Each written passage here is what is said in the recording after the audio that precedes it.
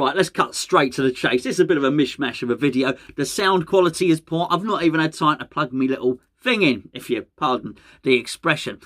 Yesterday's video, there was quite a lot of response. I'm not going to talk about pot noodles for all video, but I will be doing so in a future episode. Are these things called episodes, I wonder, each day? Whatever. In a future video, I'll be talking about pot noodles. There was quite a lot of response to the fact that I suggested that I'd made a pot noodle sandwich. And I don't know why it should be so controversial. I did appreciate a couple of messages of support. However, what happened was I received a message from Peach, who obviously lives in Canada, telling me that he'd listened to the video and he was going to the British shop. There's a British sort of grocer's shop where he lives in Canada, and he was going there to get a pot noodle. And we had quite a funny exchange of the technique of the pot noodle. And anyway, I've got it all sort of recorded. And he got to the shop, and he managed to find a pot noodle, and he sent me a picture. Maybe I'll pop it up there. But anyway, I'm gonna fill you in on everything that happened, which was quite an amusing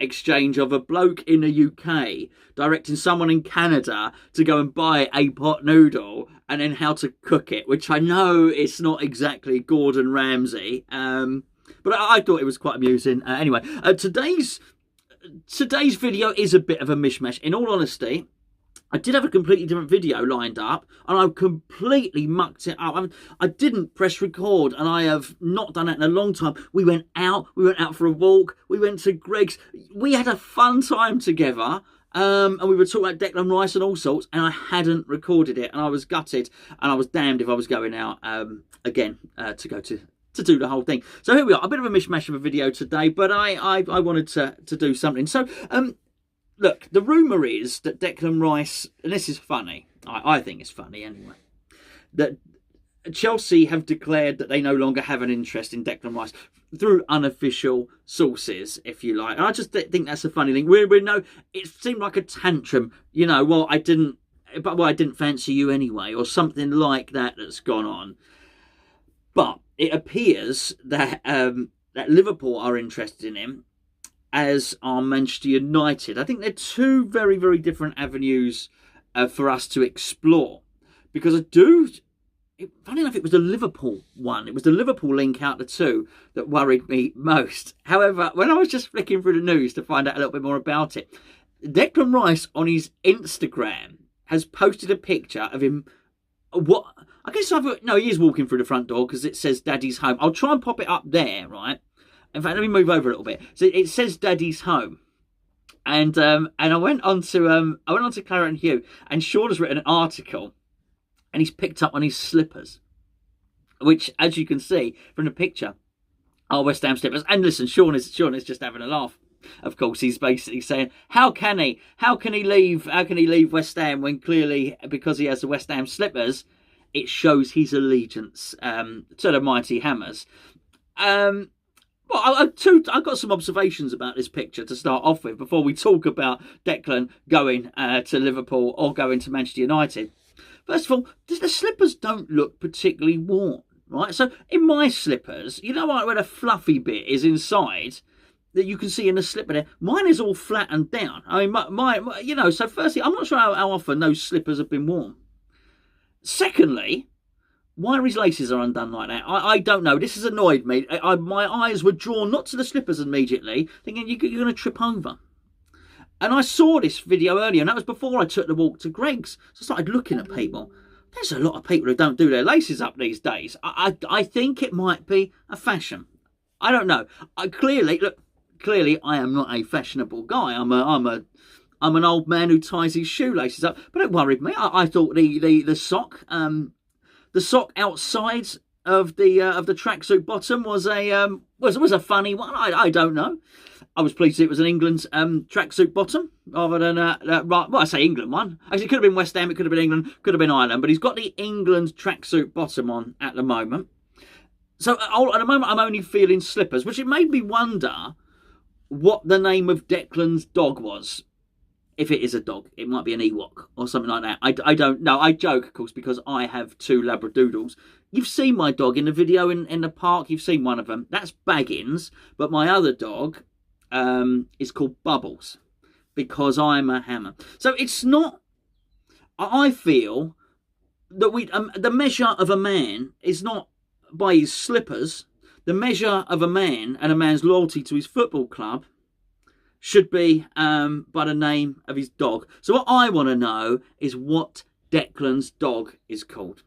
If Declan's dog is called Billy Bonds or something like that, not an issue at all. If it's called Gianfranco Zola, Torre Andre Flo, Gianluca Vialli, Winston Bogart, some of the three, David Luiz. It looks like David Luiz. It might be David. It might be. Here, David. Come on, David. Come on, David. It might be David Luiz. Got a similar hair, haven't they? This would be a worry for me. I have to say, if it's called Harry Maguire, we're all screwed. Maybe he's had the dog for a while, and it's called Martin O'Neill or something like that. We don't know. We don't know at this point. But anyway, the link with Declan to Liverpool. First of all, you think no, but then you think, well, yes, obviously. If initially you felt no, and then you thought yes, then the thoughts have changed, and clearly you've gone from one to the other. But they haven't spent much money. Now, Gio said something very interesting the other day about clubs suffering from not being around their fans, and we discussed Sheffield United, and he discussed Liverpool. Okay, yeah, I can understand that. They've rebuilt part of Anfield really well, and they've sort of kept it. You know, they've almost done what you'd have liked to have done with Upton Park, if you like.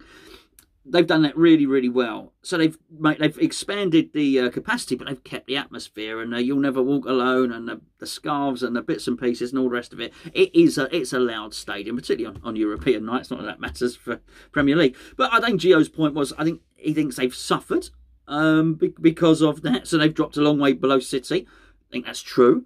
I also think the fact that Jota came in looked really good, but he's been unavailable. I think that's also the case. I also feel that a lot of the top clubs, Fergie was really good at this, about really refreshing it every year.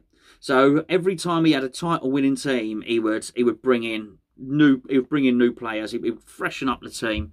And I don't feel that they've spent massively. Liverpool. Look, Jota cost 40 million, yes, but 40 million is not even West Ham's record signing that we've made. It's not big money for a club like Liverpool, and Liverpool are domestic champions. The year before were European champions. Those big teams buy players for 100 million and stuff like that. So you sort of think Liverpool have got some money in the bank. They buy a centre back from Preston or something like that in this window. Got one on loan from Germany. I might be wrong, but I didn't spend much money. You understand what I mean there.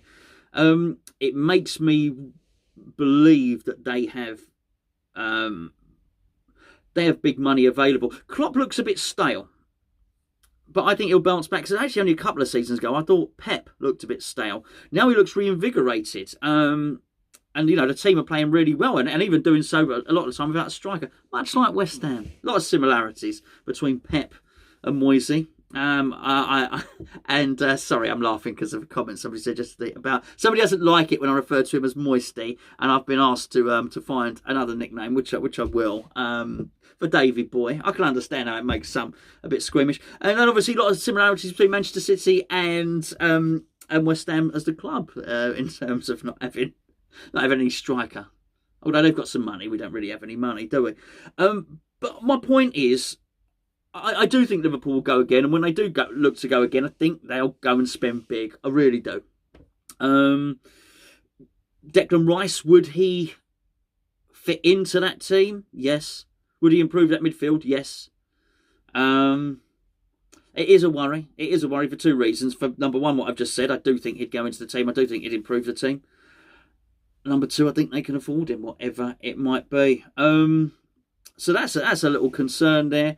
The other one, Man United's, yes. I mean, I think there's a little worry there with Lingard. I think there's a natural, wouldn't be a direct swap, would it? But, we have something they want, they have something we want. I think that is a little bit of a concern. Do I think he improves their midfield? Yes, I do. I absolutely do. I know McTominay scored some goals, and he doesn't. He looks a decent player. I'm not suggesting otherwise, but Declan Rice is better than McTominay. I mean, put Declan Rice in that Man United team. Declan Rice would score a lot more goals than he has as well.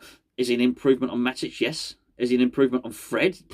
I am, aren't I? So yeah, it's that is a slight worry.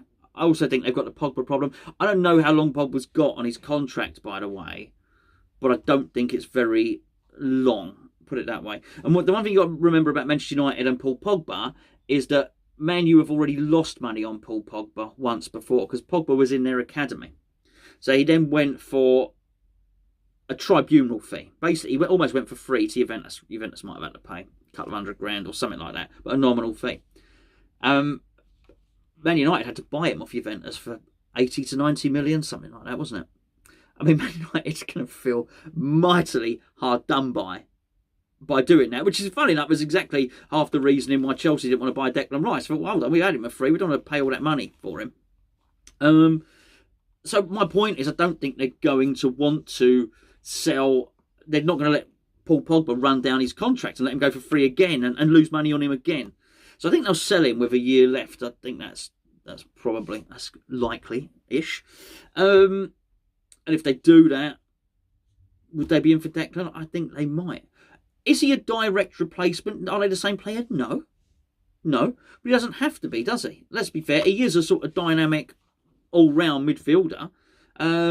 Box to box, maybe not quite box to box, but side to side, D to D. I don't know. Whatever you want to call it. You don't need me to tell you what sort of player Declan Rice is. We're all West Ham fans. Well, and apart from a few stragglers, we know what he's like.